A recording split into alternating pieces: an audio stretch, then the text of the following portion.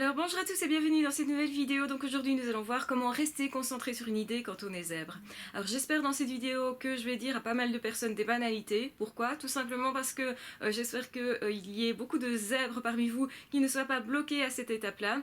mais qui au contraire vont se dire mais ça je fais déjà, donc pour moi j'ai rien appris, c'est pas intéressant. Alors effectivement quand vous êtes en certains mouvements, dans une certaine dynamique, eh bien vous n'aurez pas besoin de ces tuyaux-là pour rester concentré sur une idée. Ça veut dire que de vous-même, vous avez déjà trouvé comment vous adapter, comment faire pour justement arriver à vos objectifs, et c'est super important. C'est super important et c'est pourquoi beaucoup de personnes me demandent mais comment je dois faire pour rester concentré sur une idée, j'arrive plus à avancer dans mon travail, je procrastine, je me perds dans mes idées, je me perds dans les jeux vidéo, je me perds dans les réseaux sociaux, etc. Donc effectivement, vous l'aurez compris, quand vous travaillez sur ordinateur, c'est beaucoup plus compliqué de rester concentré. Pourquoi ça? Mais parce que les systèmes de recherche type Google, Yahoo, etc. vont fonctionner comme un zèbre, c'est-à-dire une idée, on amène une autre, on amène une autre, on amène une autre, et donc on passe sa vie à faire des recherches sur tout et n'importe quoi, et au final ça n'est pas structuré, il n'y a pas de structure, il n'y a pas de cadre. Et c'est justement ce que le zèbre doit apprendre à faire, c'est se mettre lui-même un cadre. Donc on le sait, les zèbres n'aiment pas trop les cadres, parce que de nature ils ne pensent pas de cette façon-là, mais s'ils se mettent eux-mêmes le cadre, généralement, ça peut fonctionner vraiment très bien. Alors évidemment, si vous êtes en train d'écrire un bouquin et que vous n'avez pas de structure, que vous n'avez pas du tout de plan, ça pose problème. Donc la première chose à faire, c'est quoi? C'est de faire un plan pour savoir rester concentré sur des idées. Ça ne veut pas dire que quand vous allez écrire sur un sujet, il ne va pas y avoir d'autres idées sur un autre sujet qui vont émerger. Bien sûr que si, vous êtes zèbre, vous n'êtes pas autre chose, et donc forcément, il va y avoir d'autres idées qui peuvent vous empêcher d'avancer dans ce projet-là. Et donc qu'est-ce que vous allez faire? Vous allez non pas refuser ces idées et lutter contre, parce que ça c'est souvent ce que le zèbre fait, c'est plutôt les noter sur le côté pour dire voilà, j'y reviendrai après, je les ai notés donc je vais pas les perdre, et ça me permet justement d'éliminer tout ça, de ne plus y penser, et c'est vraiment important de pouvoir du coup rester concentré sur ce qu'on est en train de faire. Ça va nous permettre de progresser, ça va nous permettre aussi de ne pas laisser quelque chose sur le côté qu'on aurait bien voulu exploiter, puisqu'on l'exploitera après, et du coup forcément le zèbre est beaucoup plus zen dans son travail en faisant ça, rien que ça. Alors maintenant, on peut tout à fait faire quelque chose, devoir faire des petites tâches successives qui ne sont pas nécessairement en lien les unes avec les autres, mais qui sont des tâches que l'on doit faire parce que c'est important, genre payer ses factures, genre laver la maison, des choses en fait qui sont pas spécialement excitantes non plus pour le zèbre, qui le stimulent pas non plus, parce que évidemment si ces tâches-là le stimulent intellectuellement, forcément, il n'aurait pas besoin de plan, il le ferait d'office parce que ça viendrait des tripes et d'office, il le ferait là. Donc ça veut dire quoi? Ça veut dire qu'il faudrait faire un plan. Un plan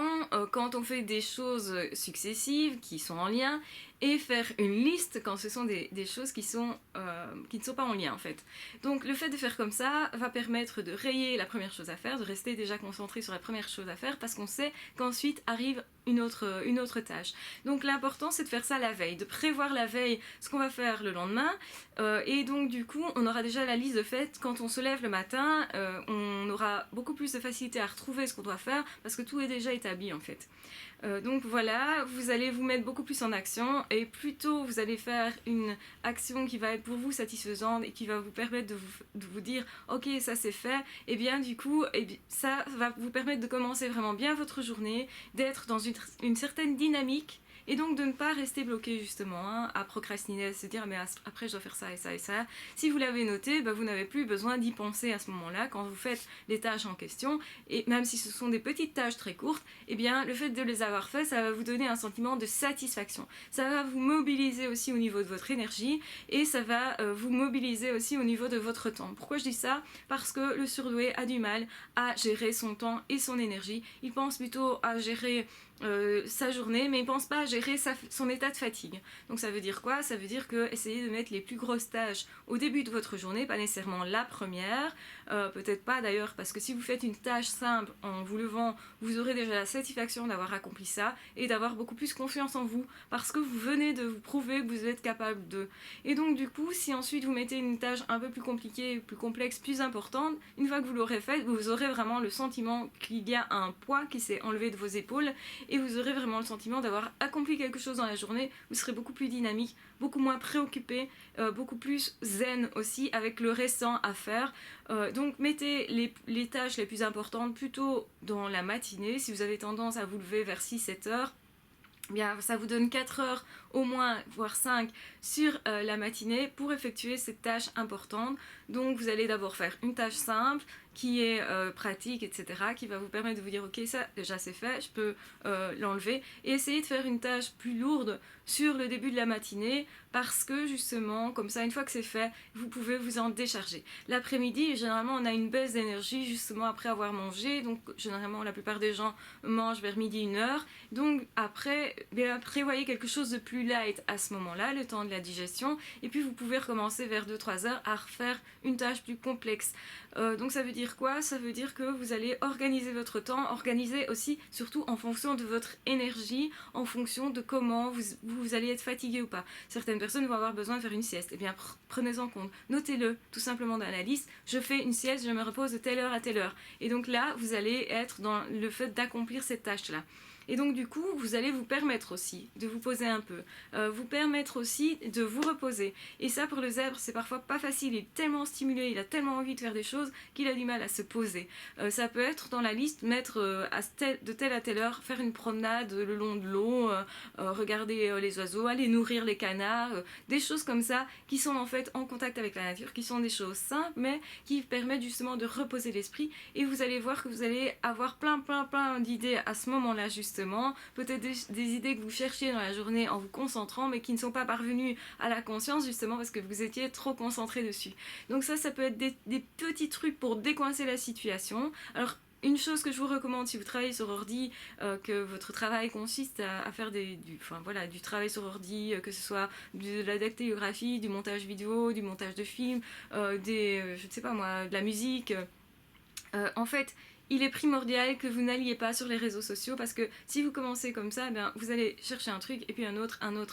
et vous n'aurez rien fait de constructif. Pareil, si vous aimez les jeux vidéo et que vous vous dites ok, je vais me détendre un peu en jouant un peu à un jeu vidéo, c'est pas une bonne idée, parce que vous allez rester bloqué sur cette activité là, et du coup qu'est-ce qui va se passer? Ben, il est probable que vous jouiez pendant des heures, et en ce moment. Donc quand vous allez faire cette activité, ça va vous stimuler, etc. intellectuellement, ça va vous occuper, vous aurez l'impression effectivement que vous êtes en train de faire quelque chose qui est bien pour vous, parce que en fait ça vous concentre sur une tâche, sauf que quand vous êtes en train de jouer ou d'être sur les réseaux sociaux ou de faire des recherches Google, etc., comme vous n'êtes pas concentré, quand je parle recherche, c'est pas faire une recherche sur un sujet précis et rester sur ce sujet, c'est vraiment passer du coq à l'âne, ah tiens, et ça, tiens, j'ai envie de voir, tiens, ça c'est quoi, enfin, je connais pas cette technique, et si je regardais telle science et telle théorie et telle personne et découvert quoi au final, et donc vous allez sauter d'un truc à l'autre, et en fait après avoir fait ça, si pendant le moment que vous le faites vous n'avez pas conscience du temps qui passe, après vous allez vraiment avoir conscience d'avoir perdu votre temps et vous allez en être très frustré. Donc ne commencez pas, tout simplement, coupez éventuellement internet quand vous devez travailler, écrire vraiment quelque chose, pour être tranquille, simplement pour ne pas être interrompu, parce que le zèbre est facile à interrompre. Donc simplement, il doit avoir dans son environnement des choses qui vont le reconcentrer aussi sur sa tâche. Ça veut dire quoi? Ça veut dire mettre des post-it devant soi, concentre-toi sur ça. J'avais expliqué aussi une technique qui est de s'enregistrer au niveau vocal quand on étudie, par exemple, parce que du coup on peut pas laisser trop de blanc sur l'enregistrement, si on veut le réécouter le soir par exemple, parce qu'alors on perd son temps, et donc ça va vous mobiliser. Ça peut être aussi travailler avec une personne en face à face, donc l'autre personne va vous ramener sans cesse, sa tâche va être de vous ramener sur l'exercice en question. On fait ça avec les jeunes enfants pour des apprentissages scolaires, on va lui dire tu es en train de rêvasser, reviens sur le sujet. Et tu pourras rêvasser, mais juste après. Et donc, si on t'autorise justement à les jouer pour un enfant, à les rêvasser, etc., pour un adulte, enfin même pour un enfant, ça va vous stimuler, parce que vous avez envie, généralement, naturellement, de faire cette activité-là, qui est d'avoir le nez en l'air et de réfléchir à plein de choses. On peut avoir l'impression que c'est pas constructif, qu'il se passe rien pendant ce temps-là, mais en fait, on a absolument besoin de moments de pause, de moments justement où on est en train de faire des liens entre plein de choses et où on n'écrit rien, on ne travaille rien. Au niveau physique, il n'y a rien qui se voit, mais au niveau mental, il y a énormément de choses qui se font. Donc il faut aussi se prévoir des moments où on peut faire ça tout simplement, parce que c'est utile aux zèbres en fait, et c'est son fonctionnement comme ça. Donc il peut pas toujours se combattre lui-même, au contraire, plus il va travailler avec ce qu'il est, et moins il va avoir de difficultés à se débloquer dans des situations, ou plutôt à être productif, à marquer le monde, etc. Parce que c'est aussi comme ça que le zèbre va marquer le monde, ne l'oublions pas, c'est en étant productif, en étant dans des tâches qui le stimulent, et cette stimulation là peut venir aussi de l'environnement. Donc essayez de vous entourer de gens aussi où vous dites voilà, j'ai un projet et je veux à tel mois être arrivé à tel résultat, est-ce que tu pourrais me demander à ce moment-là si je suis arrivé à mon résultat. Et le fait de penser que vous avez derrière vous des personnes qui vont vérifier que votre travail a été fait, eh bien ça va vous stimuler, surtout quand vous travaillez seul en fait, hein. Donc le fait d'avoir un ami qui vous dit ok, tel mois je veux que tu sois arrivé à un meilleur résultat que ce que tu pensais, je te lance le défi 2, et là ça va vous stimuler, ou parce que chaque fois que vous allez repenser à cet ami, ce qui va quand même arriver régulièrement, si c'est vraiment un ami très important pour vous, vous n'aurez pas envie de perdre la face en réalité, et donc vous allez vous concentrer sur cette tâche-là pour avancer, pour faire ce que vous avez à faire en fait, et du coup vous allez vous débloquer beaucoup plus. Donc prenez à témoin les personnes qui comptent pour vous, marquez le plus possible dans voilà, votre environnement, ce que vous devez faire, fixez-vous des tâches, faites-vous des listes, faites-vous des plans, coupez les réseaux sociaux, évitez d'aller dans des situations où vous allez facilement être emporté par les autres. Par exemple, si vous avez des copains qui aiment bien d'aller boire un verre au café du coin, qui vont passer chez vous régulièrement, etc., eh bien, essayez de ne pas travailler chez vous dans ce cas-là, parce que alors vous allez facilement être embarqué, etc., et du coup, vous n'aurez pas fait votre travail du jour. Donc l'important c'est de rester concentré sur ce que vous devez faire, et c'est pas toujours évident effectivement si dans votre environnement les choses ne sont pas mises comme elles devraient être pour vous permettre d'atteindre vos objectifs. Donc réfléchissez, prenez ce temps-là de réfléchir comment je dois organiser mon temps. Si vous avez des enfants et que vos enfants sont tout le temps là autour de vous, que vous aurez forcément envie de jouer avec, vous aurez envie d'avoir votre attention dirigée sur eux, mais forcément au niveau de votre travail ça va être moins productif. Alors soit vous savez à quel moment ces personnes-là, vos enfants, font des siestes éventuelles, et vous pouvez alors travailler durant ces siestes-là, mais attention que c'est telle heure, de telle heure à telle heure, et il est probable que vous soyez très productif à ce moment-là, parce que vous aurez programmé comme ça, vous allez vous programmer comme ça. Mais si vous êtes interrompu n'importe quand, qu'il n'y a pas de règles, que vous n'avez pas de possibilité de vous isoler pour vous concentrer sur votre travail, faites d'être tout le temps d'être tout le temps interrompu par tout le monde va faire en sorte qu'en fait vous n'allez pas du tout savoir vous concentrer, puisque le temps que vous alliez vous redire mince, c'est quoi que déjà que j'étais en train de faire, ah oui, oui, oui, donc je faisais ça, puis ah oui, en fait il y a autre chose qui arrive dans l'environnement, et on vous pose une question, et puis ah oui, en fait j'étais en train de faire quoi, et donc le temps de faire ça, vous perdez énormément de temps, on s'en rend pas compte mais c'est énorme, énorme, énorme, d'où l'importance plutôt de travailler de façon concentrée quelques heures, même si ce n'est que quelques heures sur une journée, ce sera plus productif que de faire toute la journée où on est interrompu toute la journée, on a l'impression qu'en fait on a toute la journée pour faire les choses, mais en réalité c'est un leurre, parce que chaque fois vous êtes interrompu dans vos tâches, et ça sera absolument pas productif. Donc vaut mieux dire à vos enfants ok, pendant 2 heures là on me dérange pas du tout, mais du tout, ou une autre personne s'occupe de vos enfants à ce moment là par exemple, ou je sais pas, ou vous vous isolez, vous vous mettez dans une bibliothèque, vous allez travailler dans une bibliothèque là, et vous serez pas interrompu, et bien ça va être beaucoup plus productif de faire même ce sacrifice là. Vous aurez l'impression que c'est un sacrifice, mais au moins vous aurez vraiment un espace rien qu'à vous, où les idées vont pouvoir émerger, où les idées vont pouvoir se mettre en place, et ça sera beaucoup mieux pour vous concentrer. Donc essayez de voir un petit peu ce que vous avez dans votre environnement, parce que le zèbre est vraiment très vite déconcentré, surtout quand c'est sentimental, relationnel, donc les enfants, les maris, les femmes, les conjointes, les amis, la famille qui passe, les animaux parfois desquels il faut s'occuper, etc. Donc tout ce qui est affectif, le zèbre forcément va aller très vite là-dedans, et donc du coup il va être très vite déconcentré, et il va pas savoir se concentrer sur une tâche particulière. Donc voilà, essayez donc de déterminer quelles sont les tâches les plus importantes à faire, éliminez aussi tout ce qui est futile,